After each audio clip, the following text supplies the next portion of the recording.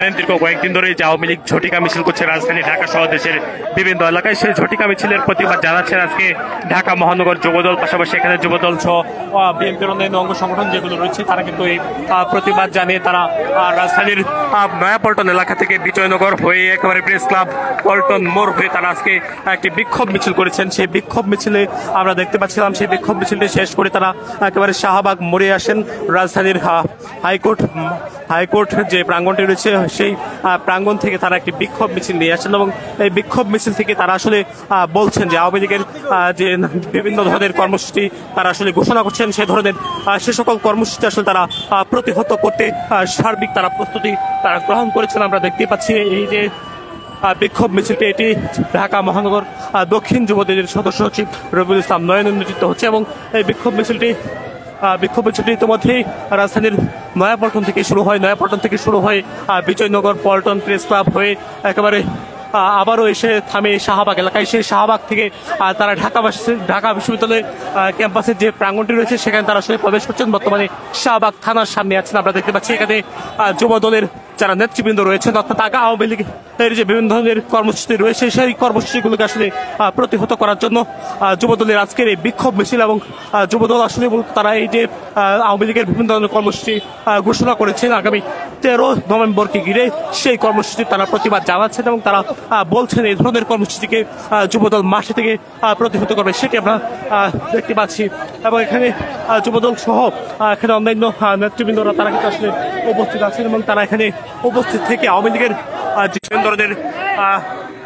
লীগের পক্ষ থেকে বিভিন্ন ধরনের কর্মসূচি ঘোষণা করা হচ্ছে সেই কর্মসূচি তারা প্রতিবাদ জানাচ্ছেন এবং সর্বদা সকল সন্ত্রাসীদের বিপক্ষে নিজের জীবন দিতে প্রস্তুত থাকে, বুকে তাজা রক্ত ঢেলে দিতে প্রস্তুত থাকে। ঢাকা মহানগর দক্ষিণ যুবদল বিএনপির ভারপ্রাপ্ত চেয়ারম্যান জনাব তারেক রহমান সাহেবের নির্দেশে দীর্ঘ 17 বছর যাবৎ এই করেছে। ঢাকা মহানগর দক্ষিণ যুবদলের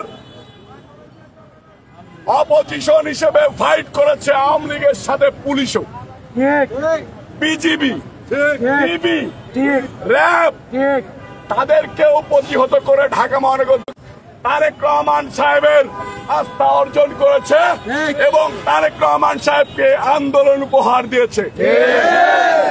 স্বৈরাচার হাসিনার বিদায় হয়েছে বাংলাদেশ থেকে আপনাদের আন্দোলনের মধ্য দিয়ে।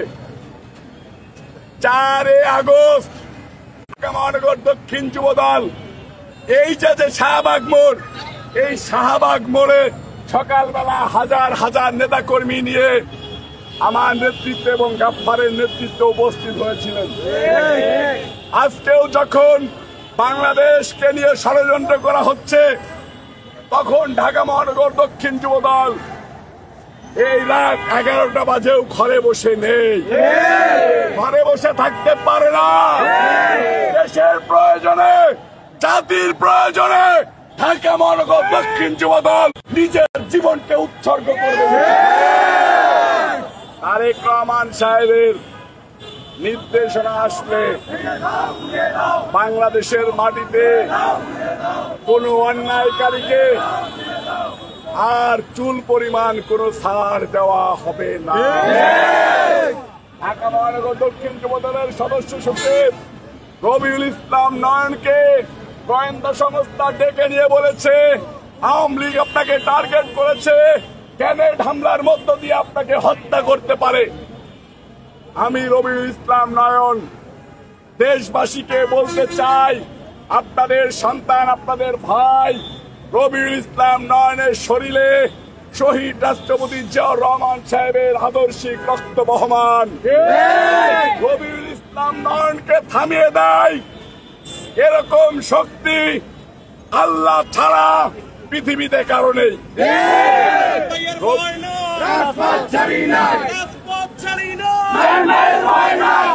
রবিউল ইসলাম নয়ন শুধু বিএনপির ভারপ্রাপ্ত চেয়ারম্যান জনাব তারেক রহমান এবং যুবদলের সভাপতি আব্দুল মুনায়েম মুন্না, সাধারণ সম্পাদক নুরুল ইসলাম নয়নের নির্দেশনায় চলে।